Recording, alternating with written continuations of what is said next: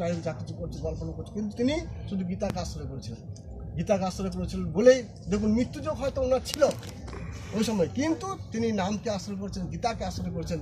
তো সব কিছু পুড়ে গেলেও, হ্যাঁ, লোহার রড থেকে আর পাইপগুলো সব পুড়ে গেলেও তিনি রক্ষা পেলেন এবং এই শ্রীমদ্ ভগবত গীতা মৃত্যুঞ্জয় করে দিলেন, মৃত্যুকে জয় করে দিয়েছেন। তাহলে গীতাকে বুকে নিয়ে হ্যাঁ রেখেছিল।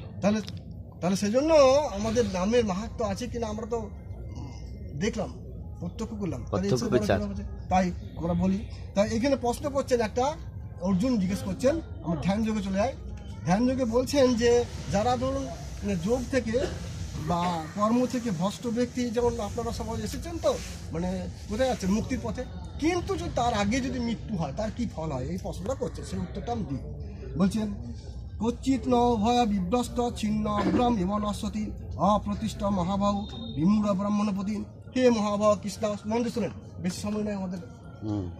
হে মহাবাহ কৃষ্ণ, কর্ম যোগ হতে ভ্রষ্ট ব্যক্তি ব্রহ্মলাভের পথ থেকে বিমূঢ় হয়ে যে আশ্রয়হীন হয়ে পড়ে, সে কি ছিন্ন মেঘের মতো এখন নষ্ট হয়ে যায়? অর্থাৎ ধরুন আপনারা শ্রবণ করছেন কিন্তু মুক্তি লাভ হলো না, অনেকটা এগিয়ে গেছেন, তার কি গতি হয়?